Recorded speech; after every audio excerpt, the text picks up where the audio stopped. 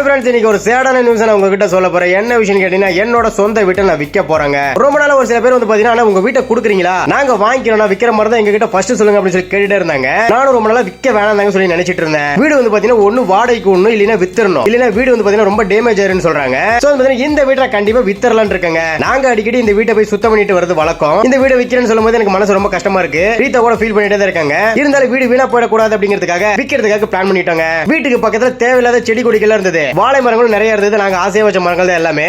சுத்தம் பண்ணி சொல்லி முடிவு பண்ணிட்டு எல்லா மரங்களையும் சுத்தம் பண்ணிட்டாங்க ஜேசிபி வச்சு. இந்த வீடு வைக்கிறதுக்கு நான் எடுத்த முடிவு சரியா தவறா அப்படிங்கிற விஷயத்தை மறக்காம கமெண்ட்ல சொல்லிடுங்க. யாரெல்லாம் சொந்த வீடு வச்சுட்டு வாழ முடியாம வாடகை வீட்டுல இருக்கீங்க அப்படிங்கிற விஷயத்தை சொல்லிடுங்க. பண கஷ்டம் அந்த மாதிரிலாம் எதுவுமே கிடையாதுங்க. நம்ம வந்து பாத்தீங்கன்னா வேற பக்கம் வீடு கட்டலாம்னு சொல்லி பிளான் பண்ணிட்டோம். சரி, ஓகே, இந்த வீடு சும்மா வச்சு என்ன பண்றது? நீங்க சொல்லுங்க, இந்த வீடை விற்கலாமா வேண்டாமா? நீங்க சொல்ற ஓட்டிங்ஸ் வச்சு நான் ஒரு முடிவு எடுத்துறேன். ஓகே, என்னோட வீடு வந்து பாத்தீங்கன்னா தோராயமா எவ்வளவு ரூபாய்க்கு விற்கலாம் அப்படிங்கிற விஷயத்தை மறக்காம கமெண்ட்ல சொல்லிடுங்க. ஓகே, இந்த வீடியோ மறக்காம லைக் தட்டி விட்டுருங்க. பை.